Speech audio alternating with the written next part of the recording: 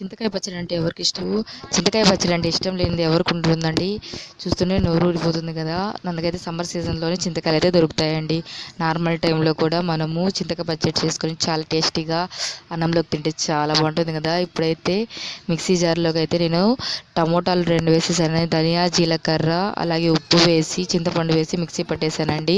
తర్వాత పచ్చిమిరపకాయ ముక్కలు అలాగే గోరుచిక్కుళ్ళు ఉంటాయి కదండి, వాష్ చేసి వేస్తున్నాను. కానీ దీన్ని మాత్రం ఆయిల్లో మాత్రం ఫ్రై చేయకూడదండి, పచ్చివే వేసి మనం మిక్సీ పట్టేసుకోవాలన్నమాట. బాగా మిక్సీ పట్టేసుకుంటే, కానీ మరీ మెత్తగా పట్టకూడదండి, మరీ మెత్తగా కాకుండా కచ్చా పచ్చగా పట్టేసుకోవాలి. వీడియోలో చూపిస్తున్నాను చూడండి, మీకు కొద్దిగా వాటర్ వేసి పట్టేసుకోవాలి. చాలా బాగుంటుందండి. అస్సలు మనకు గోరుచిక్కుళ్ళు పచ్చడని చెప్పరు అందరూ కూడా, మనకు చింతకాయ పచ్చడి ఉన్నట్టే టేస్ట్ ఉంటుంది అనమాట. తప్పకుండా ట్రై చేయండి ఫ్రెండ్స్. నేనైతే ఇప్పుడు గోరుచిక్కులు తెచ్చుకున్నా కూడా తాలింపు కంటే నేను పచ్చడే ఎక్కువ చేసుకుంటాను.